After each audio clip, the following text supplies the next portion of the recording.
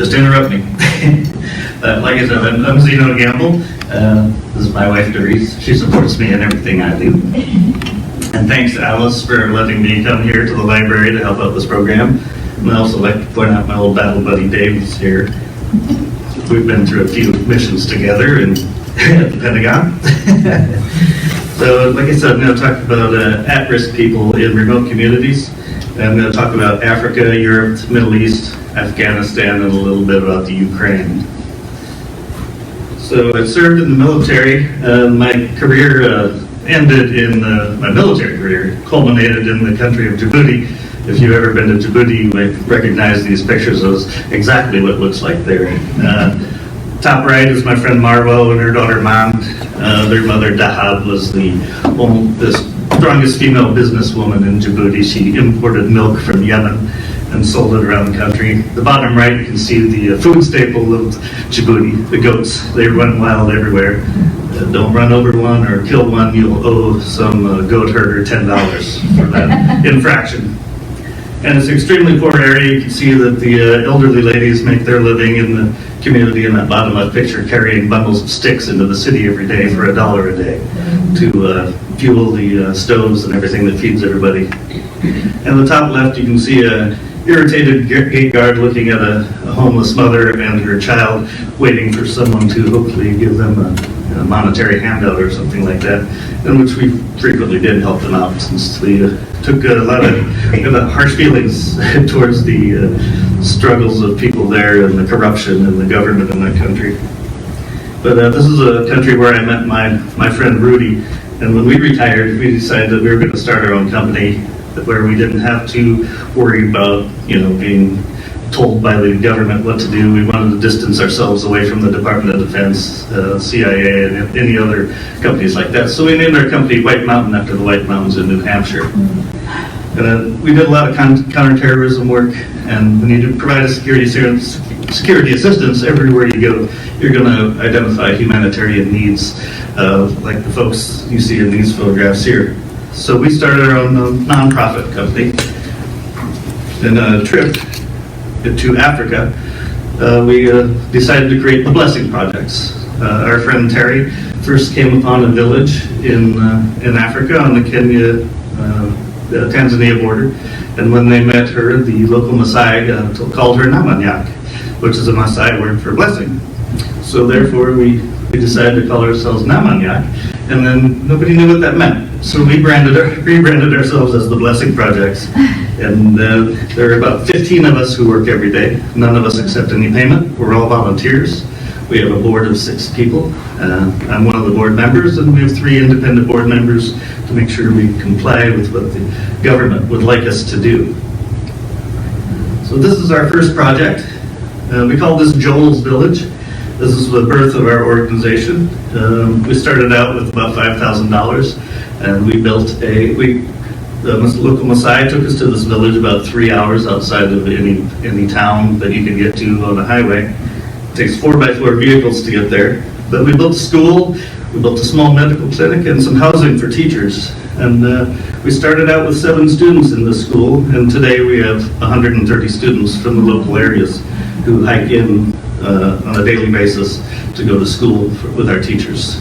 In the medical clinic, we built a little solar system that could support a refrigerator, so we could bring vaccinations in from the city, and that way the kids wouldn't have to hike 8 hours to the city to get their vaccinations whenever they needed it. And we also put in an irrigation system, water storage, and help teach them agriculture and the business of selling livestock. So that was in 2016 we started this project, and today we barely have any interaction with them, other than checking with them to make sure everything's okay. The village leader's house burned down, so we rebuilt that for him last year, and they are doing well, and we love this project, and we still call Joel's Village our favorite place in Africa, although I'd be hard-pressed to get there today without scheduling 2 weeks off. We also do other programs in Africa. On the top right, you can see Namibia. We provide food and medical assistance to the poor children there affected by AIDS. And in the bottom right, you see that in Niger, the man is Dr. Adal. He's a good friend of ours. He has a medical clinic in Niger in the remote areas of the desert. And he intercepts refugees that are headed north to Libya to head to Europe. And he provides them medical assistance along the way. There's also happens to be a small refugee village near him that was recently attacked by extremists, and a lot of the parents were murdered. So now he's also trying to maintain the orphans that are left behind. And he's a very good friend of ours. I helped him write his application to get into Harvard. Unfortunately, I don't think I'm a very good writer. He did not get accepted. The bottom left there is Kenya. In Kenya, we're providing a lot of food to the widows and orphans there. And in the top left, you can see we're building a kitchen, and we help build clay ovens, teach them, cooking techniques and the economy of selling food, so that they can be self-sustainable. And that bottom left photo, I don't know who that lady is, but I wouldn't want to be one of those little boys with nothing to do right now. It looks like she's about to tell them what to do, or else. So this is one of my favorite success stories. One of our good friends that we met in 2018 in Rwanda. Her name is Precious Idikataka, and she started renting this brick building on the top left, and she wanted to turn it into she wasn't really sure what she wanted, whether she wanted to make a school or she wanted to make an orphanage. And we found that the most expensive, her biggest expense was paying the rent. So we found a donor who would go in half on half with us, and we bought the entire building. And she turned it into the Precious Stones Learning Center. So now it's a school, it's a daycare, it's a farming experience for children. They grow their own food. So it is one of my favorite pictures to look at. And I wish I could share all the videos and pictures of Precious and all the kids and everything they do every day. Unfortunately, we would be here until late into the evening talking about these things. Moving into the Middle East, where we picked up a lot more work since ISIS has been a huge threat there. That top right picture is a lady named Lila Tallow. She was a prisoner of ISIS for 3 years, and she was able to escape, and we found her on her way out of there. She had helped provide her lodging and food and assistance for her children and her father. And she's outspoken. She says she does not want to stay and mourn because that will do nothing to help people. She wants to talk so the international community can hear what she has to say. So she helped bring attention to what ISIS had done to her community. And she is a member of the Yazidi community. If you're not familiar with Yazidis, they are a group, ethnic group, a religious group of about 1 million population. They're spread across Armenia, Turkey, Syria, and Iraq. And the Yazidis were hardest hit when ISIS started taking over in the Middle East. In the bottom right is a girl named Sonia. Her parents thought she was gone when ISIS kidnapped them all and split them apart. Her parents actually immigrated to Canada 5 years ago, but last month we found their daughter Sonia, and you can see them reunited there. Bottom left is my battle buddy Jawad. He's this huge monster of a man, like a teddy bear, and I consider him my little big brother, my younger big brother. And he's seen with a little boy there 2 months ago, Michelle, and we found Michelle. He'd been kidnapped and kept by an ISIS family. We're going to have him as a servant boy, and we brought them back, reunited him with his grandparents and his parents, and found him in Syria and moved him to Iraq. So now they're going to immigrate probably to Australia within the next 6 months, as they've chosen to leave Iraq. In the top left is another family that we reunited. Many of them we keep anonymous. Some of them still receive death threats from ISIS, and we hopefully try to immigrate some of them.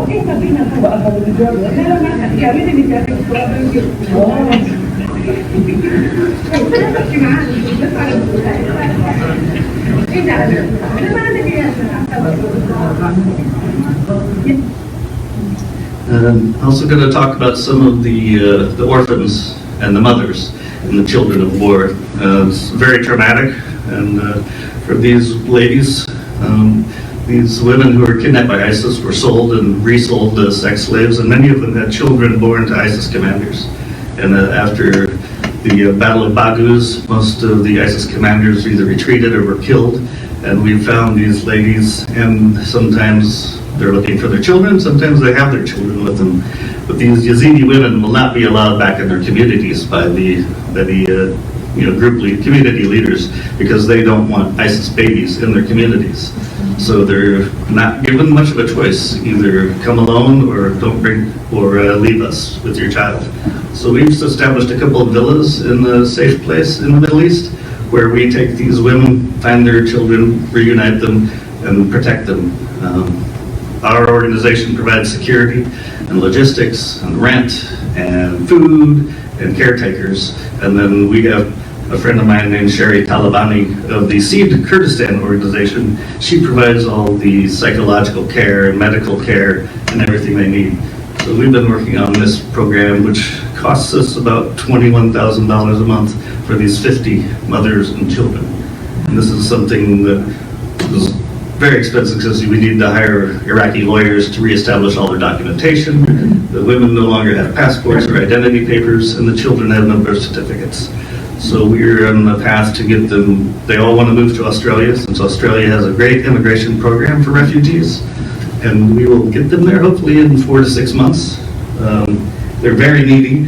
They are traumatized. They've been sold and resold and raped, and they've been thrown out of their own communities and have nowhere to go. So every day they have a different need. They'll break down crying, they'll have flashbacks, they'll demand special care for their child for one reason or another, and my partner Sherry and I are always trying to do our best to accommodate all of their needs as we get them to resettle their lives.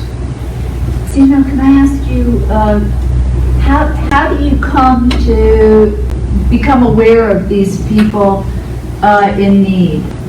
So there's two organizations. One's called the Yazda. It's in Kurdistan. The other one is the German Yazidi Council. It's in Berlin.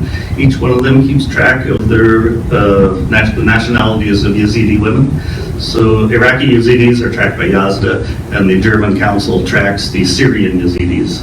And they send us lists, and we look at those lists and we try to track down where those women might be, whether they're living in the desert somewhere in the Syria underbrush, or maybe they're in the awful Al-Hol camp, being kept prisoner by the ISIS groups there. And then sometimes we find Yazidis along the road when we're doing our work. As soon as we do, we check with Yazda and the German Yazidi Council. And with the children, often we will do DNA tests to make sure that they're actually related to the people who they say they are. I want to talk about Afghanistan a little bit. Last year, I spent about, 3 or 4 sleepless nights with my buddies working air operations to move aircraft in and out of Kabul and Muz al-Sharif. We worked with several organizations. My company, White Mountain Research, and our nonprofit, the Blessing Projects, along with Mercury One, the Nazarene Fund, the Shy Fund, and the Mighty Oaks Foundation. So we took the lead on securing air operations, and then the other organizations identified people in Afghanistan who were at the highest risk of being killed, attacked, or taken prisoner. And we put together manifests and lists. We tracked down everybody by passport. We did verification of their identities and their backgrounds to ensure who they really were. And we wound up flying 26 aircraft with more than 9,000 evacuees to remote locations. Those included the FIFA girls soccer team, which we flew to Portugal, 2 aircraft full of female judges and their families out of Afghanistan, who had put most of the Taliban into prison, who had now just been released and were hunting them down. And then there was a lot of small Christian groups that were in hiding in Afghanistan. We were able to get them on aircraft and move them. Now, a lot of those people are now stuck in Abu Dhabi in Humanitarian City. So we have about 2,000, maybe 3,000 refugees in Humanitarian City, and they're all Christians in the middle of a giant group of Muslim population. And the authorities in the United Arab Emirates don't recognize our group as proper because we flew them on our aircraft and not on a State Department or a Department of Defense aircraft. So I am now moving 3 people to Abu Dhabi to finish up all of their paperwork to get them emigrated to the countries where they choose to go. We've been providing them food and clothing and other supplies as much as possible. There's also some groups still in Afghanistan that we're funding their survival still. And it does not get cheaper every day. And here's some of our other projects. On the top right is some orphan refugee children in Niger, in the village I was talking about earlier. The bottom right, you can see Father Boulos. He's the leader of a Catholic community in Amman, Jordan. He's got about 200 families in his care. Every month we give them food coupons to go to the stores so they can feed their families, and try to give them extra bonuses at Christmas every year. Bottom left, as a result of the explosion in Beirut, the Beirut blast in 2020, a lot of the communities were torn apart. People lost their housing. Some of the poorest people lived near the port. So we reconstructed 75 residences and provided support to approximately 20,000 people in one way or another, whether it's through foods or medication or any kind of other assistance.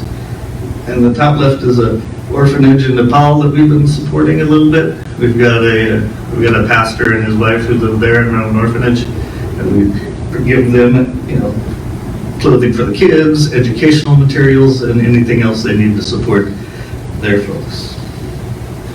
I don't have anything to show you on Ukraine, but I'll tell you that we're working with our partners there. We are sending funds to some of our guys on the ground who are in Poland and also in Romania. And they're from groups like Bavego Mitmensch and the Chai Fund, and they've moved their people there so we can send funding, and we trust them not to take away our funds and spend it where they should not. So we spend decades making partnerships with these groups. And also in Ukraine, we have another group, Heroes International. They go in, they try to find people in Kyiv and other locations in Ukraine and try to find people who need assistance, and they will pick them up off the road and take them where they need to go safely. And right now we are trying to find 40 vests with level 4 armor, so these guys can drive these vehicles safely without feeling like they're going to be murdered by a stray bullet. And we're also providing them blast blankets for their people that they're picking up in the back of their vehicles. So and for my nonprofit, for my for-profit company and my business side, White Mountain, we have a lot of connections. And some of the Ukraine military is asking for military supplies. They want some helmets. They want a little bit of body armor. They need knee pads, boots, gloves, gear, uniforms. So we're finding ways for them to acquire those sort of materials. So in our nonprofit, we receive requests in all sorts of different ways. Friends will call us or text us or email us, or they'll find a form on our website and fill it out. And once we identify some place that has a very serious need, we'll research what's going on there, and then our board of directors will talk about it immediately and vote on it, come to a consensus of what we actually need to do. Do we have $10,000 here we can apply? Or these folks need more like $70,000. Can we afford it? Can it fit in our budget? So we always review all these projects.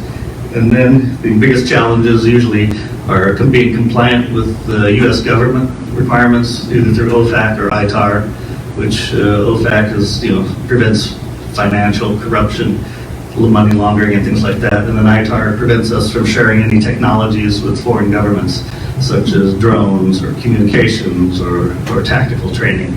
So we have to make sure that we're all compliant with that. And then another challenge is the corruption in the governments in the countries where we operate. So most of our operators are actually citizens of the countries where we do our work. And we know these operators because we've worked with them for 20, 30 years. We met them through our military careers. So another way to avoid the corruption is have trusted partners that you've known for years. And in the future of our organization, we're going to continue to try to resettle and restore the lives of everybody we encounter. We're going to try to teach people how to live their lives. We go to these small remote villages in Africa, teach them how to raise livestock, produce agriculture, and then trade with it so they can make money off of it. And then teach them how to maintain their own equipment that we build them or give to them. So these are the ways we plan to go through the future. And with that, I would say that I really have nothing more to present unless you have any specific questions for me.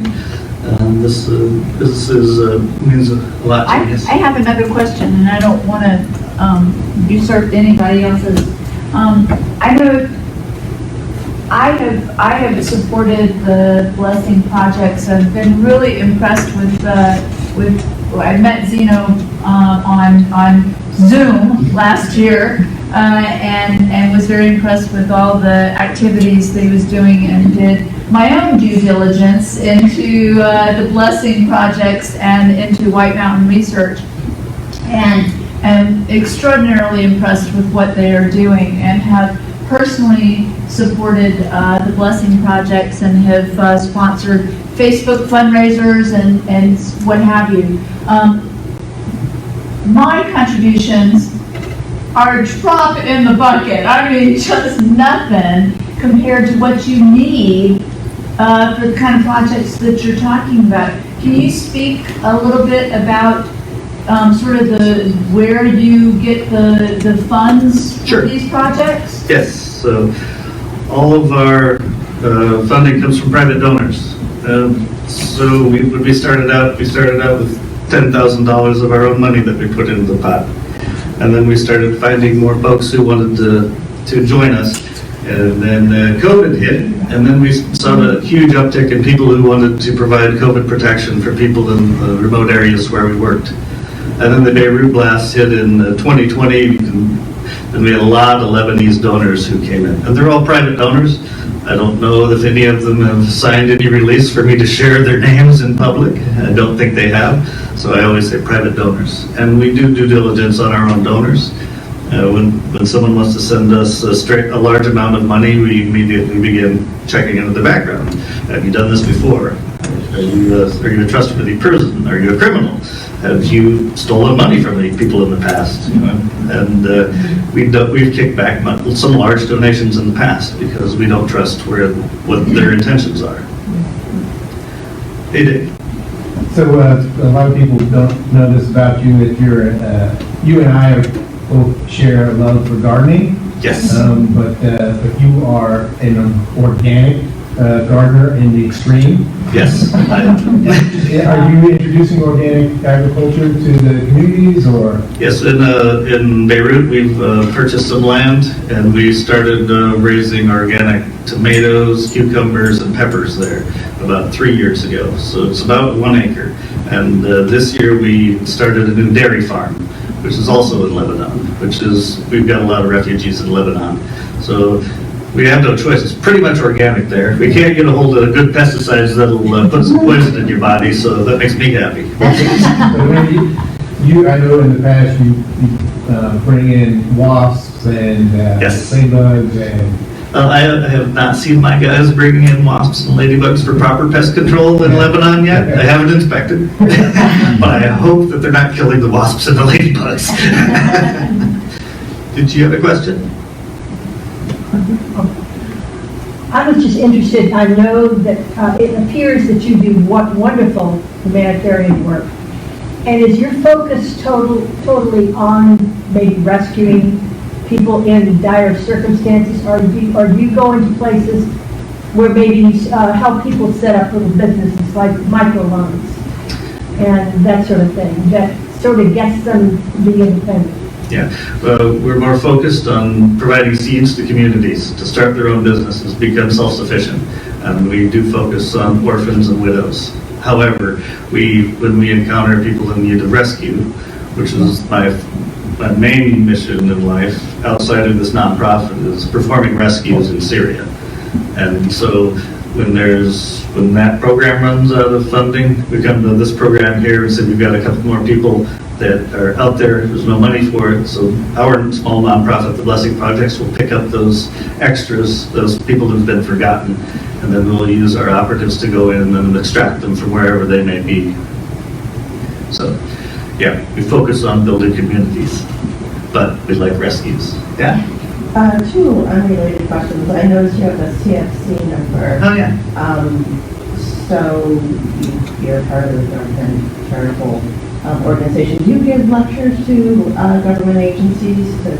So every year, as part of the CFC program, my friend Terry, she's one of our board members, our Namanyak board members, she goes into the Mark Center and she'll set up a table and she'll talk to everybody who comes by. Sometimes we get a couple donations, and sometimes it feels like, yeah, I pay the fees every year of about $400 to register us and do all the paperwork, and then we get about $6,000 a year, which I think that's a lot of money for a small Maasai village in Kenya, or a doctor's office in the middle of the desert in Niger, or an orphanage in Zambia. So every penny's worth it to me. And then another type of connection I've seen be very successful is when someone comes into the FDA where I work and they lecture to the center. So you're touching people who specifically are focused on healthcare. I don't think we've ever gone to the FDA and talked to anybody. I don't have any friends at the FDA, except for you. Okay. You're my new friend at the I guess FDA. So we do have a lot of volunteers and donors. So some of them have medical experience, and they bring their advice to us and give us ideas and connect us with other folks who may be able to provide us help. And those networks are very beneficial for what we do.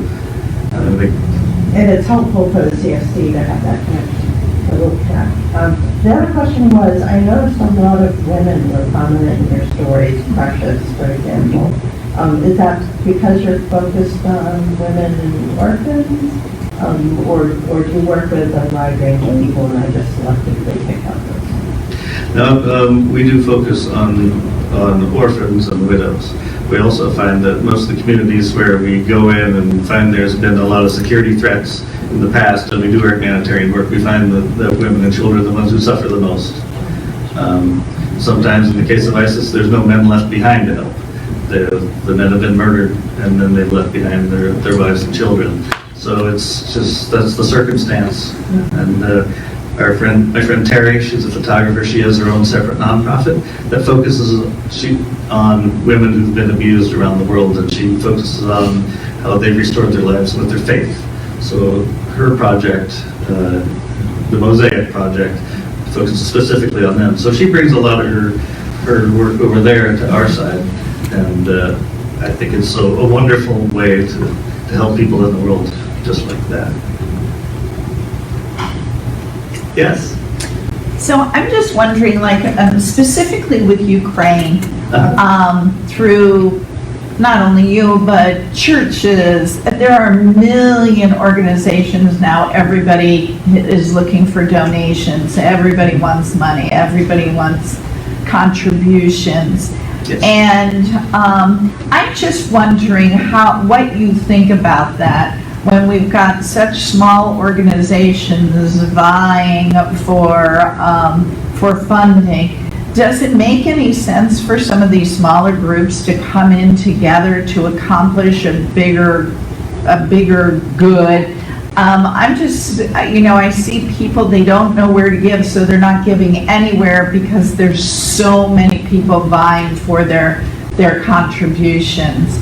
And I of course, I think that it's sad, but I understand it's a confusing time and you're not really sure. So do you see any benefit in some of these smaller organizations coming together and getting the truck caravans together instead of sending one truck with donations? Yes, absolutely, and they already are banding together. There are a lot of them out there by themselves. I work with an investigative reporter. She's retired now, but she worked for World Magazine, a Christian magazine out of Georgia. So she makes it a point to look into all these nonprofit organizations, and every month she shares a list of nonprofit organizations that are helping in Ukraine, and it's safe to give them money to. And a lot of those organizations band together smaller nonprofits like mine to provide help through them. I would be happy to share what my friend Mindy Bell says about the nonprofits with you afterwards. The Samaritan's Purse is the first organization that comes to my mind on that list of a great organization that's doing a lot of work in Ukraine. Right. That would be the first one I recommend getting money to. Of course, Blessing Projects would be second. Don't forget about us. But yeah, Samaritan's Purse. So, yeah, thanks. I would point out that from your donations chart, that I was impressed that the administrative percentage is so low. That's the overhead. So you're at a low percentage point, and I know that's something that has always been important to me, is that the cause, that the majority of the money that you give goes to the actual cause, and so. Right. You can find our Form 990 on Charity Navigator or any other nonprofit monitor. You can see our tax documents that we submit to the IRS. Our expenses and salaries. Expenses are always website management and wire transfer fees, and then the salaries are actually us paying a small marketing organization to make sure that our information goes out. And they helped. Last year we did a peer-to-peer program where they coached a handful of us within the organization how to reach out to our friends and family to share information and raise funds. So those are the sort of salaries we have. And then the rest of the donations and grants go right to the programs in the countries where we're providing assistance to the endangered folks in at-risk communities.